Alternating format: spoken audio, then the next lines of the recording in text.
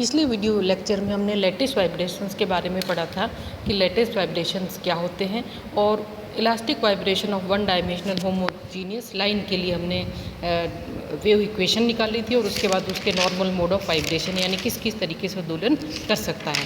आज के लेक्चर में हम one dimensional line of atoms के लिए नॉर्मल मोड ऑफ वाइब्रेशंस को निकालेंगे और ये देखेंगे कि ये सिमिलरिटी किस तरीके से रखता है linear chain one dimensional vibration in a finite length.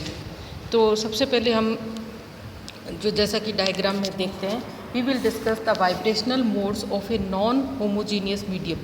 Non homogeneous medium का मतलब है कि one dimensional chain of identical atoms each of mass m connected by ideal Hooke's law springs. तो जैसा कि चित्र में स्पष्ट है कि बीच के एक एटम को हमने nवां एटम लिया, उसके आगे वाला n+1 और उसके पीछे वाला n-1 एटम है। तो इसी तरीके से ये जो है स्टेट ऑफ इक्विलिब्रियम को शो कर रहा है।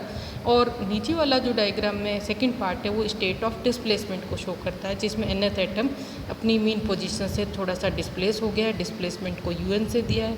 n+1वां एटम जो है वो un+1 से डिस्प्लेस हुआ है और n-1 वाला जो एटम है वो un-1 से डिस्प्लेस हुआ है। तो at equilibrium the atom will be situated on equally space sized represented by n-1 and n+1 with x coordinates as n-1a, na, n+1a, etc. When the vibrational motion is excited, then ये जो particles है वो simple harmonic motion करते हैं और किसके पर सापेक्ष, अपनी मीन पोजीशन साम्यावस्था के सापेक्ष। तो हम जो है nth पार्टिकल के लिए जो डिस्प्लेसमेंट है उसको un ले लेते हैं। तो यहाँ पे जो वाइब्रेशनल मोशन का एनालिसिस करने के लिए दो एजम्पशंस हैं। पहला कि जो forces between neighbouring atoms are linear, यानी n वाले एटम से n+1 और n-1 के बीच में जो वाइब्रेशंस है वो लीनियर है, यानी x पे डिपेंड करते हैं, डिस्प्लेसमेंट पे डिपेंड करते हैं। और forces between atoms are due to direct neighbour neighbour interaction, यानी n वाले पे फोर्स, एटम पे फोर्स n+1 और n-1 इन्हीं के कारण लगेगा। So net force on nth atom in terms of extension of the two springs which bind it to the atoms n-1 and n+1 F is equal to, यहाँ पे force spring constant beta ले लेते हैं, तो un+1 minus un minus beta un-1। यहाँ पे जो force है वो डायरेक्टली प्रोपोर्शनल टू डिस्प्लेसमेंट है और n वाले एटम पे जो फोर्स है उसको हमने दो पार्टिकल, एक n+1 और एक n-1 उसी के कारण लिया है और इसको न्यूटन्स लॉ से हम बराबर कर देंगे। तो रिजल्टेंट फोर्स जो है वो md² un/dt², ये इक्वेशन नंबर 1 है। अब हम देखते हैं कि अगर ये जो इक्वेशन है इसका सॉल्यूशन जो है वो un = u0 e⁻k⁡ इस इक्वेशन नंबर 1 का सॉल्यूशन है। तो इसी तरीके से un+1 का सॉल्यूशन और un-1 का भी सॉल्यूशन ले लेंगे। यहाँ पे एम्पलीट्यूड जो u0 वो सेम रहेगा, सिर्फ जो है na की जगह n+1 है और n-1 ही आ जाएगा। इसको अगर हम इसमें सब्स्टिट्यूट करें इक्वेशन नंबर 1 में सॉल्यूशन 2 को, और जो भी मैथमेटिकल है टर्म्स उसको सॉल्व करने पर ओमेगा जो आएगा वो +-2a vs sin ka/2, या vs को जो है वो है √c/p, या c जो है हमने पिछले टर्म पे इसको सॉल्व किया है, और a जो इंटर एटॉमिक डिस्टेंस है, और रो जो मास डेंसिटी है तो पर यूनिट लेंथ है तो m/a हो जाएगा। Since we must regard the frequency as positive quantity, so irrespective of whether k is positive और नेगेटिव, सो ओमेगा में इसमें पॉजिटिव वैल्यू ले लेंगे। और ये जो ग्राफ है, रिलेशन है ओमेगा वर्सेस जो के रिलेशन है वो इस डायग्राम में प्लॉट किया गया है। तो इस डायग्राम को देखें तो k की वैल्यू -π/a से +π/a के बीच में जब k की वैल्यू ले रहे हैं तो ये वाला जो रीजन है वो फर्स्ट बुलियन जोन कहलाएगा। और इस रिजल्ट को डिस्कस करते हैं हम सबसे पहले। तो रिजल्ट डिस्कस करने के लिए पहले लेते हैं एट लोअर फ्रिक्वेंसी यानी k tends to 0, it means long wavelength limit since k = 2π/λ, so sin ka/2 tends to ka/2, और उस टर्म में ओमेगा जो है वो हो जाएगा vs/k which is same as homogeneous continuous line. The vp and vg phase velocity and group velocity are same and equal to vs। So for long wavelength range the atomic nature of chain is of little importance. कहने का मतलब है कि जब long wavelength range ली जाती है तो उस समय जो है जो वेव है वो अनडिस्टर्ब पास होती है, ग्रुप वेलोसिटी और फेज वेलोसिटी सेम होती है. This is to expected because the long wavelength waves would not be sensitive to the discreteness of the medium. That is, a large number of atoms would participate in all displacement as shown in figure. तो दूसरा लेते हैं higher frequency. Higher frequency पे अगर हम Vp निकालें तो Vp is equal to omega by k और Vg is equal to d omega by d k, दोनों की वैल्यू हम लिख लेते हैं. तो यहाँ पे Vp और Vg are function of frequency. This type of medium is called dispersive. जैसे light passes through a medium, उसका डिफ्रैक्टिव इंडेक्स जो है फंक्शन ऑफ फ्रिक्वेंसी होता है, तो यहाँ पे भी जो है ये function velocity of function of frequency है. For the long wavelength the dispersion effects are negligible and the same medium behaves as a homogeneous continuous medium. Now at omega maximum, तो ओमेगा मैक्सिमम का √4 beta और m, because sine के by 2 का mode है वो 1 हो गया और उस समय जो है k जो है वो पाई बाई हो जाएगा और लेमदा जो होगा 2a. और इस समय Vg तो 0 है और Vp फाइनाइट है.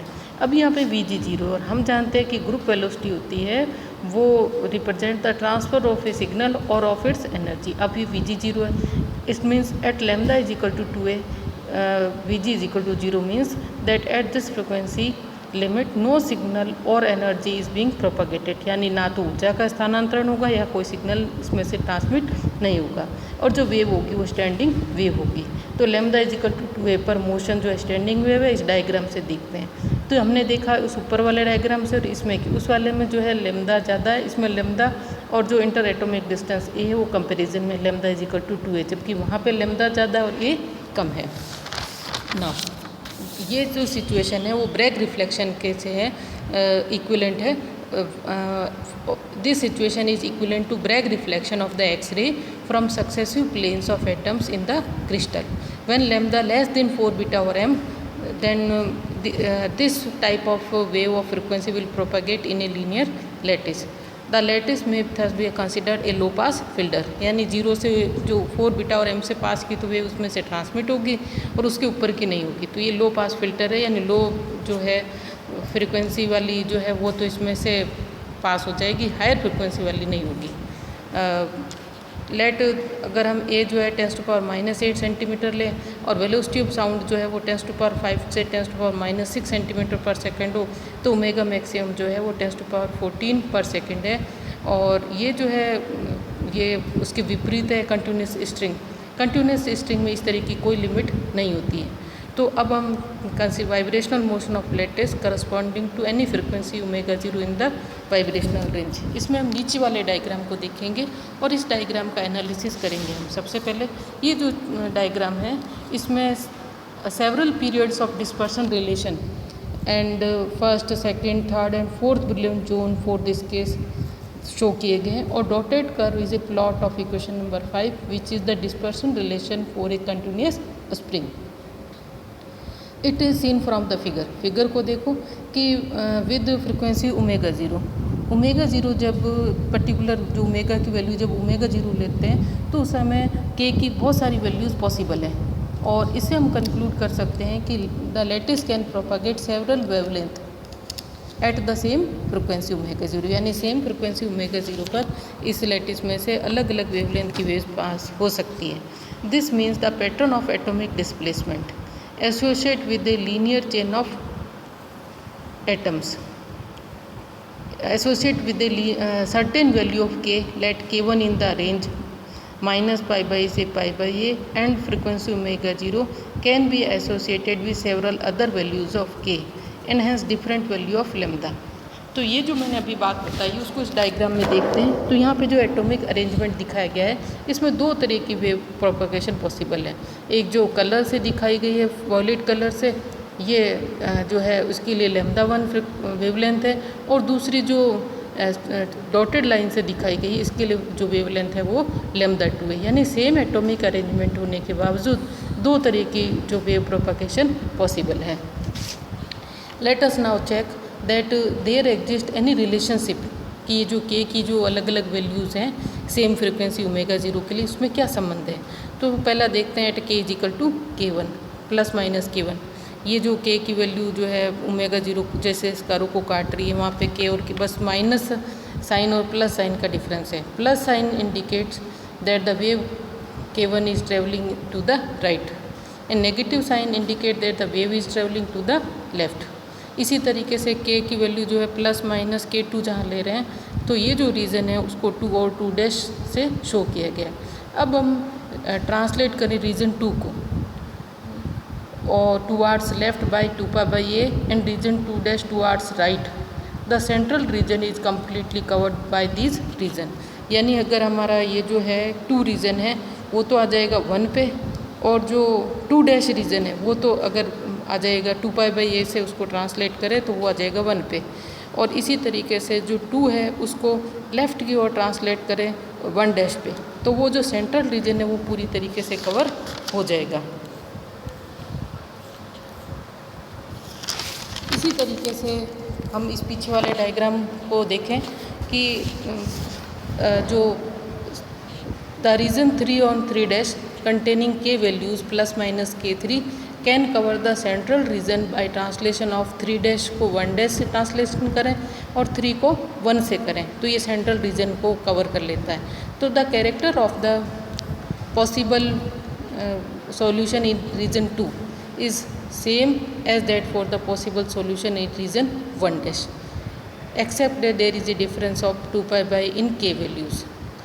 यानी अगर हम जो इस पॉसिबल सॉल्यूशन निकालें 2 रीजन में और वो सेम होंगे जैसा कि 1 डैश में, इसी तरह से जो 3 डैश में जो सॉल्यूशन है वो सेम होंगे 1 डैश में और 3 वाले होंगे 1 में। Similar is true for solution in region 4। So any arrangement of atomic position representing a sine wave of any wavelength can be reduce to a sine wave for which k lies in central region. अर्थात जो हमने जो atomic arrangement है उसके लिए जो एक sine wave जो है किसी भी वेवलेंथ की है उसको रिड्यूस किया जा सकता है किसमें, सेंट्रल रीजन में। और सेंट्रल रीजन कहाँ से कहाँ तक है, -π/a से +π/a। और ये रीजन है, इसमें सेंट्रल रीजन जो है वो दूसरे रीजन के second brilliant zone, third brilliant zone सभी के लिए वो जो कैरेक्टरिस्टिक है उसको शो करता है। सॉल्यूशंस सेम होंगे, सिर्फ के वैल्यूज़ में डिफरेंस है। So for this reason it is not desirable to consider vibrations other than those contained in the central region। और ये जो रीजन है वो कहलाता है फर्स्ट ब्रिलियन जोन।